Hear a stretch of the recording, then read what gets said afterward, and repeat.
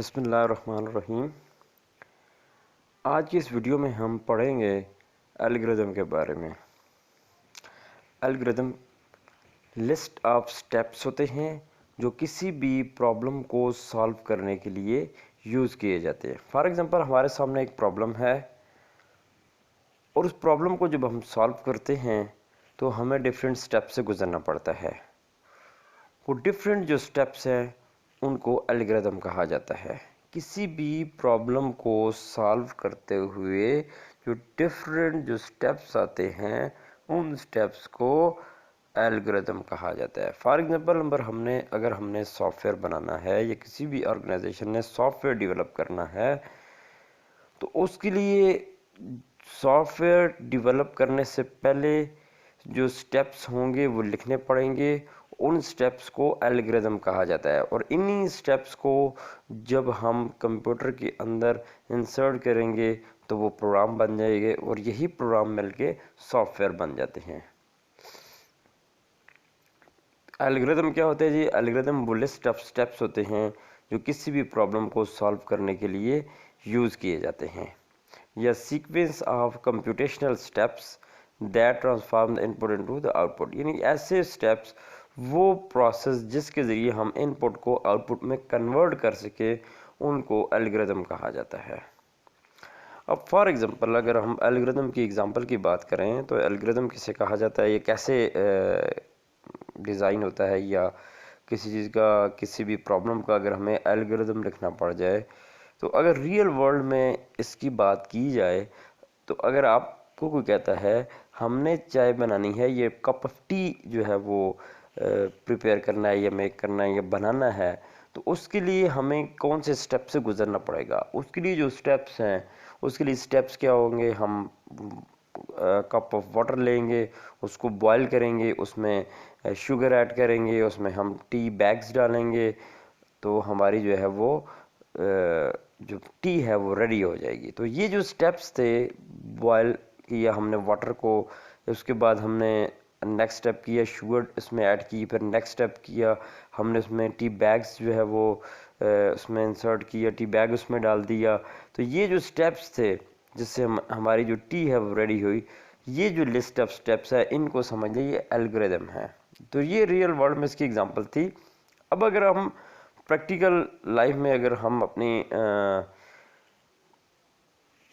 अपनी इसमें बात करें, कंप्यूटर की लैंग्वेज में बात करें, तो अगर आपसे कोई कहता है कि हमारे पास प्रॉब्लम ये है कि हमने नंबर्स को जो है वो ऐड करना है, हमने 10 नंबर्स को ऐड करना है या 5 नंबर्स को ऐड करना है, तो उसके लिए जो लिस्ट ऑफ स्टेप्स क्या होंगे?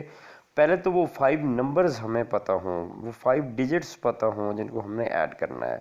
वो 5 नंबर्स जब आ जाएंगे तो फिर हम उनको ऐड कर देंगे और हमारे पास रिज़ल्ट जो है वो आ जाएगा। तो ये जो स्टेप्स हैं, 5 नंबर्स का पता होना, 5 नंबर्स के बाद जो है उनकी एडिशन, फिर उसके बाद रिज़ल्ट को डिस्प्ले करवाना या रिज़ल्ट जो है वो देना, ये जो लिस्ट ऑफ स्टेप्स हैं ये क्या है? ये एल्गोरिदम है 5 नंबर्स की, ये जितने भी नंबर्स हैं उनकी एडिशन का।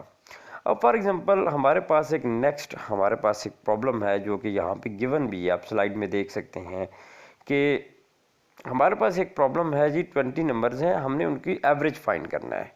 तो वो किस तरह फाइंड करेंगे? तो उसमें जो पहला स्टेप है वो क्या है? सिलेक्ट यानी 20 नंबर्स। तो पहले हमारे पास वो 20 नंबर्स हों जिनकी हमने एवरेज निकालना है। जब 20 नंबर्स आ जाएंगे तो उसके बाद क्या करना है? उन नंबर्स एवरेज निकालने से पहले हमें उनको ऐड करना पड़ेगा, उनकी एडिशन करनी पड़ेगी, सम अप करना पड़ेगा उन 20 डिजिट्स को। तो उसके बाद नेक्स्ट जो स्टेप है वो add all the numbers, in numbers को ऐड कर दें। फिर थर्ड स्टेप पे जाएंगे। थर्ड स्टेप क्या है कि ये जो स्टेप 2 का हमारे पास रिजल्ट आ रहा है उसको 20 पे डिवाइड कर दें। स्टेप 2 का जो भी, यानी कि एडिशन के बाद हमारे पास जो रिज़ल्ट आया था, एडिशन का जो रिज़ल्ट था उसको डिवाइड कर दें 20 के ऊपर। जब डिवाइड हो जाएगा, डिवीजन के बाद हमारे पास एवरेज निकल आएगी। तो जो स्टेप 4 है वो एवरेज विल बी कैलकुलेटेड, इस तरह एवरेज जो है वो कैलकुलेट हो जाएगी। ये क्या था? ये हमारे पास एक एल्गोरिदम था जिसमें हमने 4 स्टेप्स में किसी भी 20 नंबर, जितने भी नंबर से उनकी हमने एवरेज जो है वो फाइंड आउट की। तो इस तरह हमारे पास एल्गोरिदम के अंदर डिफरेंट स्टेप्स होते हैं। उन स्टेप्स की मदद से हम किसी भी प्रॉब्लम को सॉल्व करते हैं।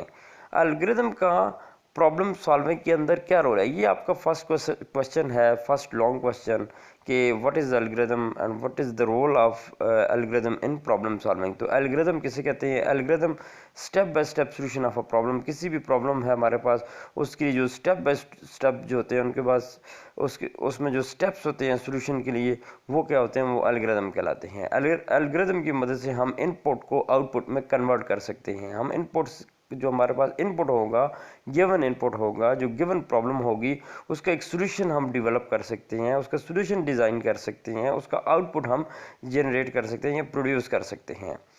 अब इसका रोल क्या होता है जी प्रॉब्लम सॉल्विंग के अंदर? अगर हमारे पास प्रॉब्लम छोटी है, जिस तरह हम एग्जांपल में देख रहे हैं, छोटी सी प्रॉब्लम्स है, इसमें तो एल्गोरिदम का इतना रोल हमें नज़र नहीं आ रहा।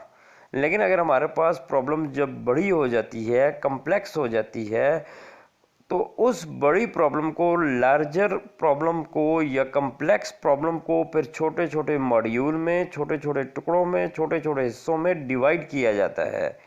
जब हम छोटे हिस्सों में इस अपनी प्रॉब्लम को, जो कम्प्लेक्स प्रॉब्लम है, उसको जब हम डिवाइड करेंगे, तो उसके बाद क्या होगा? हम उसको, डिवाइड एंड रूल वाली बात है, फिर हम उसको ईजीली सॉल्व कर सकते हैं। तो एल्गोरिदम की मदद से हम अपनी प्रॉब्लम्स को छोटे हिस्सों में डिवाइड करते हैं, छोटे स्टेप्स में डिवाइड कर देते हैं, जिससे प्रॉब्लम को हम इजीली समझ सकते हैं, प्रॉब्लम को हम इजीली सॉल्व कर सकते हैं, उसका हम जो है वो सॉल्यूशन जो है वो डिज़ाइन कर सकते हैं। तो ये प्रॉब्लम सॉल्विंग के अंदर एल्गोरिदम का बड़ा रोल है। यानी कि जब हमारे पास किसी भी ऑर्गेनाइजेशन की अगर बात की जाए, हम नाजरा की बात करें या हम पासपोर्ट ऑफिस की बात करें, या हम अगर बात करें तो हमारा लैंड रेवेन्यू डिपार्टमेंट है, ये हमारे जो ऑर्गेनाइजेशनल, जो हमारे जो इंस्टीट्यूशंस हैं, हमारी जो डिफरेंट ऑर्गेनाइजेशंस हैं, हमारा स्कूल है, अगर हम इसकी बात करें, तो इसके अंदर अगर हम बात करते हैं इसको कंप्यूटराइज सिस्टम बनाने की, हमारे पास इसमें अगर प्रॉब्लम्स होगा तो उसका सोल्यूशन क्या होगा? वो कंप्यूटराइज जो है वो सोल्यूशन होगा, कंप्यूटराइज करेंगे इसको। फॉर एग्जांपल, हमारे अगर प्रॉब्लम की बात करते हैं, हमारे पास हमारा जो स्कूल है, इसके अंदर एडमन सेक्शन के अंदर फ़ी का प्रॉब्लम आ रहा है। ये फ़ीस जो है उनमें बहुत सारी प्रॉब्लम्स आ रही हैं। अगर हम उसको, या और जो प्रॉब्लम्स हैं, इन प्रॉब्लम को जब हम सॉल्व करेंगे तो उसके लिए हमें सॉफ्टवेयर बनाना पड़ेगा। हमें मैनुअल सिस्टम से या वर्ड एक्सेल वाले सिस्टम से हमें कंप्यूटराइज सिस्टम की तरफ स्विच ऑन होना पड़ेगा। तो हम सॉफ्टवेयर क्यों बनाते हैं? तो पहली तो बात आपको ये समझनी चाहिए कि हम सॉफ्टवेयर क्यों बनाते हैं। जब हमारे पुराने सिस्टम के अंदर प्रॉब्लम्स आ रही होती हैं, पुराने सिस्टम के अंदर फ्लॉज रह जाते हैं, वो खामियां होती हैं जो हमारे नए जो कि जिनको हमने दूर करना होता है, तो फिर हमें एक नया सिस्टम लॉन्च करना पड़ता है। हम अपने कंप्यूटराइज सिस्टम की तरफ स्विच ऑन करते हैं। इसी तरह जब नादरा की बात करें तो नादरा का अगर शनाख्ती कार्ड का जो ऑफिस है, ये भी पहले वक्तों में जो है वो कंप्यूटराइज सिस्टम नहीं था। लोगों के जो रिकॉर्ड थे वो कंप्यूटराइज जो है वो तरीके से उनको रिकॉर्ड्स को मेंटेन नहीं किया जा रहा था। उसमें बहुत सारे प्रॉब्लम्स आ रहे थे। फॉर एग्जांपल, कोई भी एक आदमी है, कोई एक सिटीज़न है, हो सकता है सिटीज़न है या नहीं है, उसको आईडी कार्ड इशू हो जाता था। और अगर एक आईडी कार्ड ही इशू नहीं होता था, बल्कि आईडी कार्ड एक नहीं, डिफरेंट आईडी कार्ड इशू हो, मल्टीपल आईडी कार्ड इशू हो सकते थे एक आदमी को, जो बहुत बड़ा फ्लॉ था। और मल्टीपल जो है वो जब आईडी कार्ड इशू होते थे, वो किसी भी पर्पज़ के लिए यूज़ किए जा सकते थे, किसी भी फ्रॉड पर्पज़ के लिए यूज़ किए जा सकते थे या किए जाते रहे हैं।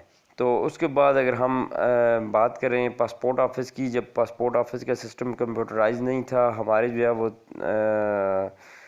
बायोमेट्रिक सिस्टम नहीं थी, तो उसमें बहुत सारे प्रॉब्लम्स थे। हमारे जो है वो फॉरेनर जो थे उनको भी पाकिस्तानी पासपोर्ट इशू हो रहे थे। अगर कोई प्रॉब्लम क्रिएट करते थे बाहर फॉरेन कंट्रीज़ में तो या अब्रॉड में, तो पता चलता था कि ये पाकिस्तानी आदमी है, ये पाकिस्तानी सिटीज़न है, पाकिस्तानी नेशनल है।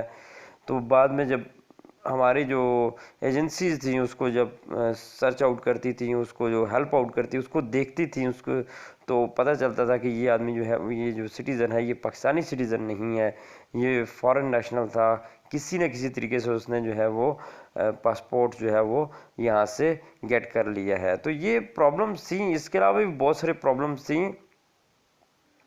पाकिस्तान के अंदर जो आईडी कार्ड थे वो बोगस आईडी कार्ड बनाए जा रहे थे। इसमें जो मरे हुआ आदमी था, जो एक आदमी की डेथ हो गई तो उसको भी आईडी कार्ड मिल रहा था। अब इन्होंने एक चेक एंड बैलेंस सिस्टम रख लिया है, इसको सॉफ्टवेयर बना लिया है, एक डेटाबेस बन गई है।